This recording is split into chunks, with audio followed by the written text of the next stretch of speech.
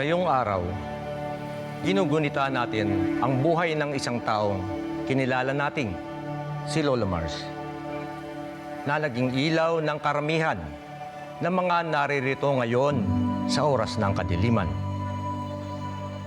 Maaaring lumisan ang kanyang katawang lupa, ngunit sa mga taong nagmamahal sa kanya, di magmamaliw ang kanyang mga presensya.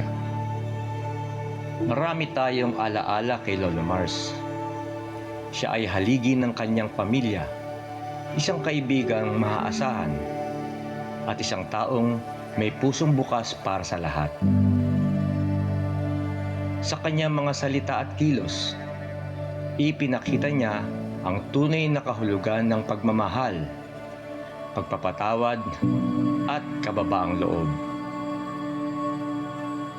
Marami sa atin ang nakinabang sa kanyang mga payo, natuto sa kanyang karanasan, at naantig sa kanyang mabuting kalooban. Ang kanyang mga tawa ay nagsilbing liwanag sa ating madidilim na araw. At ang kanyang matibay na pananampalataya ay nagbigay sa atin ng inspirasyon upang magpatuloy sa buhay anuman ang pagsubok. Bagamat masakit ang kanyang paglisan, alam natin na siya ngayon ay nasa piling ng ating Panginoon,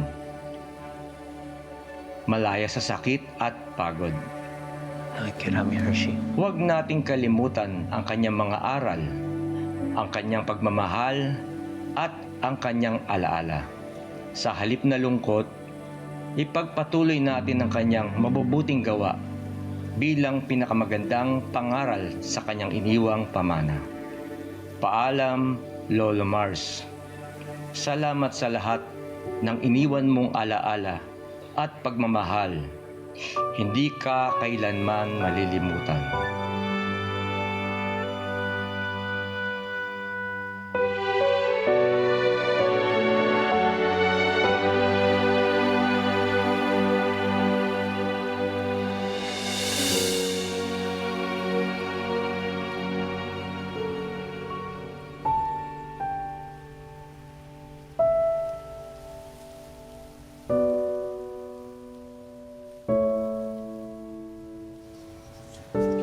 Bago po mawala si Lolo Mars, binili niya po itong kapilya sa amin ni Kuya B-Boy.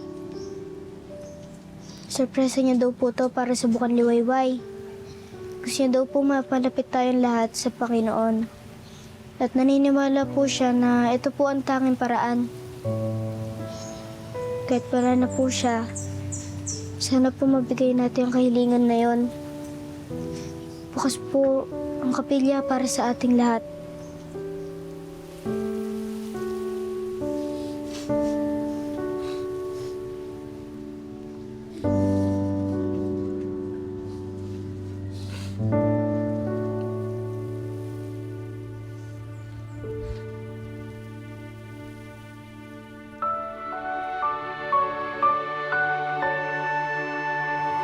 Mahal na mahal ka namin, Lolo Mars.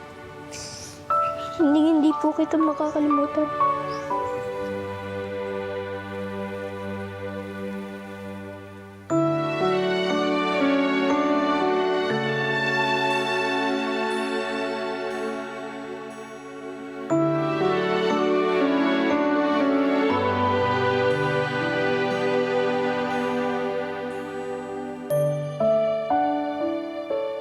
Mahal na mahal ka namin, Lolo Mars. Hindi ka namin makakalimutan.